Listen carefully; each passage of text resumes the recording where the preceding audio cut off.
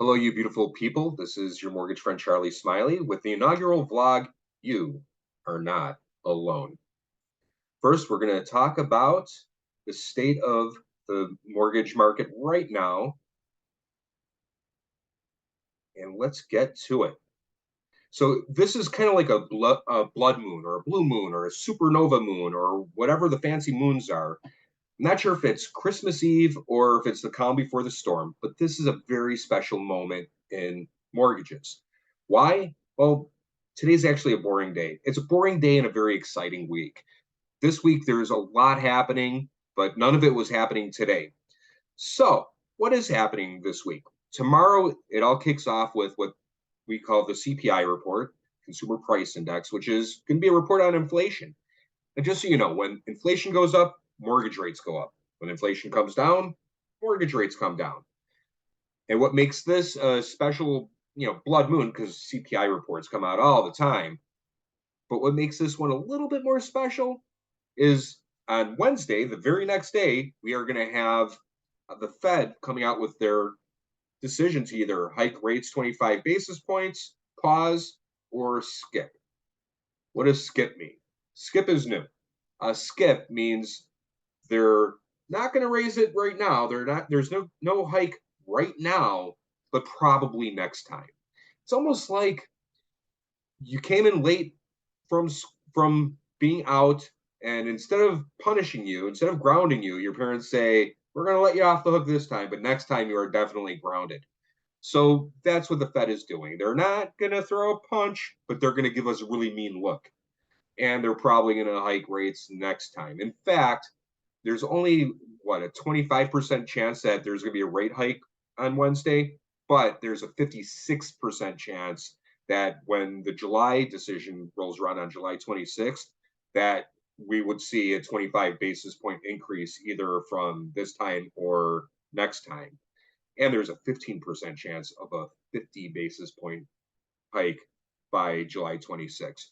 But that's just odds. They're always moving around. But that's what makes tomorrow so special. We are expecting that CPI is going to increase by 0.1% and core CPI by 0.4%. And the reason why one is higher than the other, core CPI does not count food and energy. And we know that in May, we saw oil prices come down from April. So the energy prices, the gas prices, were giving us a little bit of a reprieve that will show up in the headline number, but not in the core number. The one thing that we've been keeping our eye on for a while now is shelter costs. Shelter costs make up 42% of core CPI.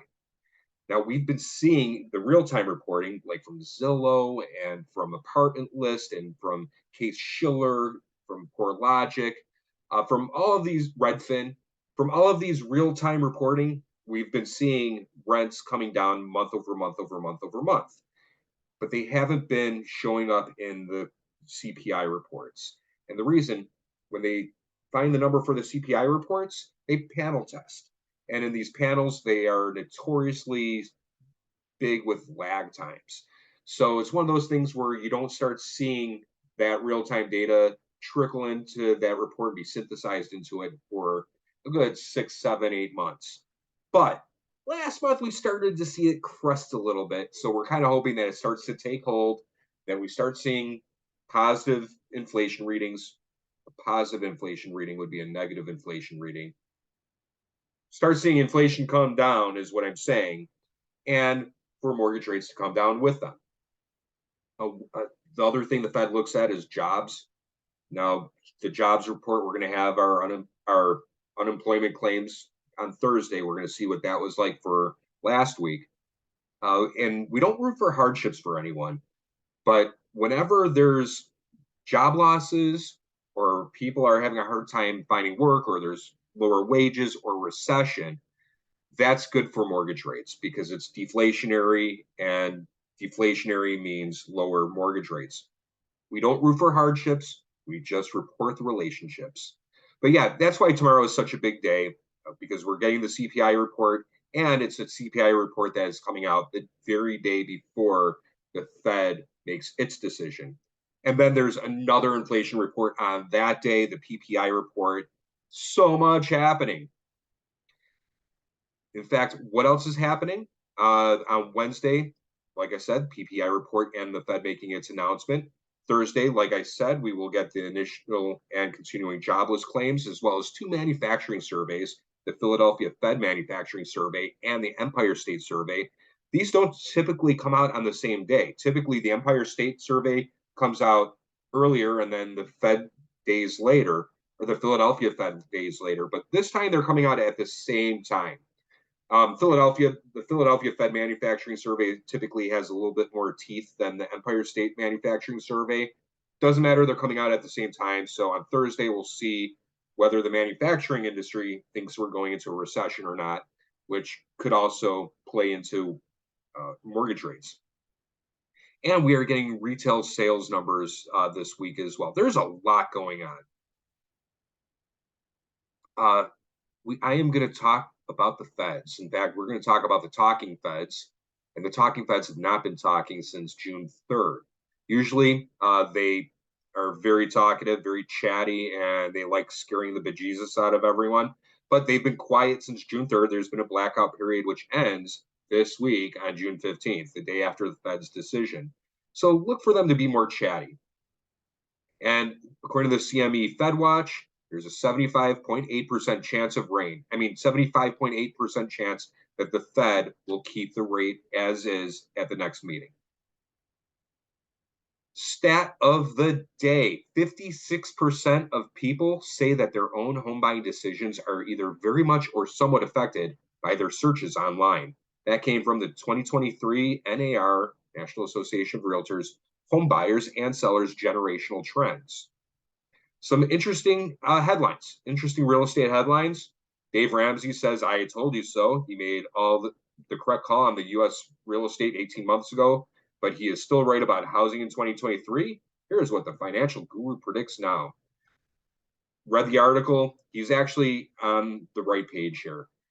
It's pointing to low inventory and pent-up demand, which makes this way different of a ball game than in 2008. When you have low supply and high demand, prices go up, which is why there won't be a big crash of the market. Housing is going to retain its value.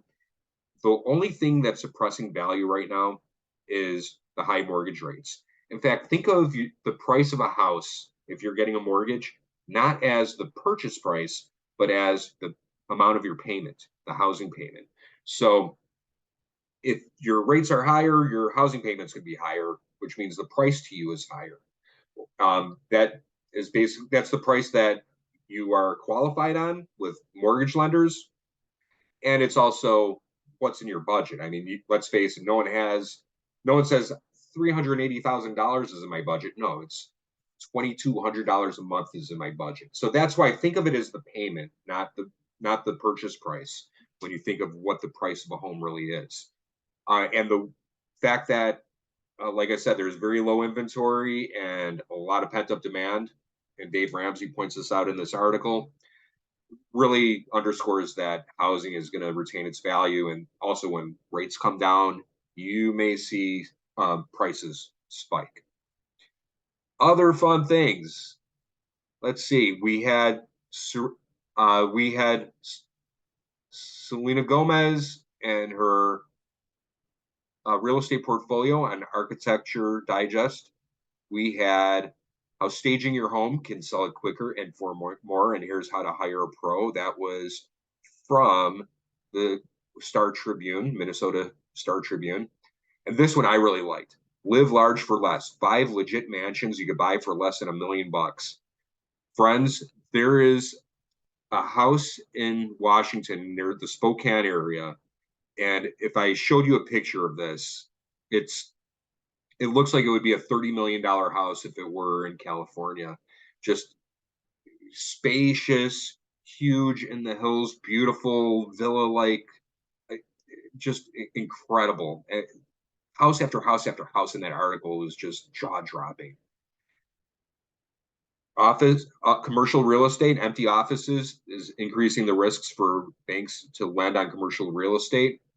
That's a kind of a scary thing. We're seeing the lending rates going up for commercial real estate, and at the same time, the value has been shrinking because the way they value commercial real estate, it's based on the income that they receive. So when there's a lot of vacancies in commercial real estate, the valuation goes down. It's all based on a cap rate and your net operating income.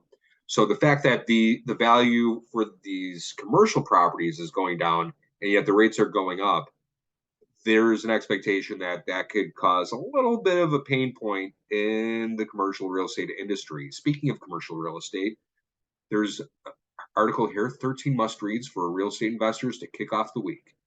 And that's from wealthmanagement.com. Selena Gomez's stunning real estate portfolio. We touched on that. And now the tip of the day. The tip is this: temporary buy downs. Get them while you still can. I had a borrower friend who was buying a house a few months back and was given the option. The seller was going to give her a concession, an $8,000 concession. And we had the option: do you apply it towards a price reduction or a temporary buy down? And when we looked at it, because she was already getting a concession for her closing costs, a price reduction would have saved her about $48 a month. A temporary buy down for that first year, close to $500 every single month.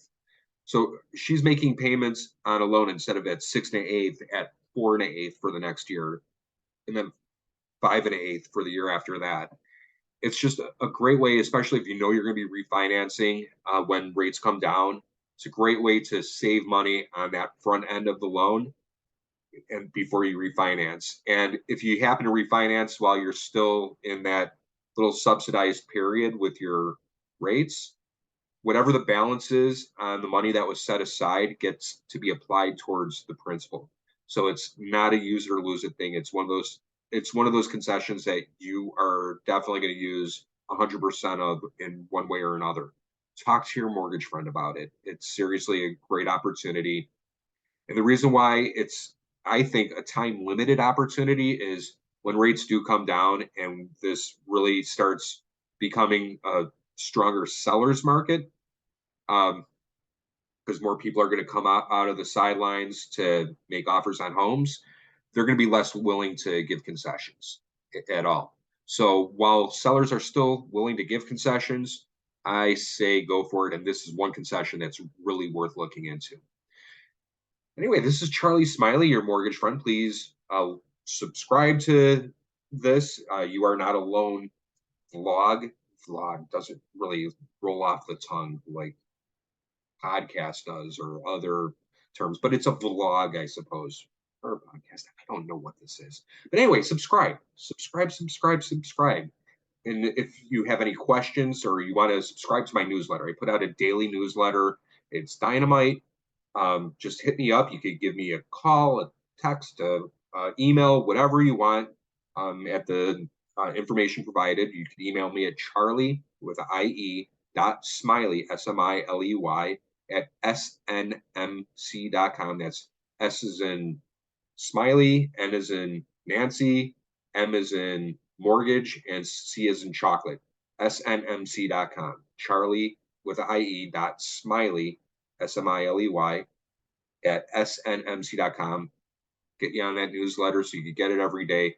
I'll see how often I could do this vlog, but I'm going to have to get my sea legs with it first. We're going to have to see what the ebb and flow with it is. Can I get into a routine? How often can I do this? Just not sure yet. So I don't want to overpromise. I'd rather underpromise, overdeliver. You get the point. But at least I could promise you the information from the newsletter. Charlie Smiley, over and out. Thank you for watching. Bye-bye.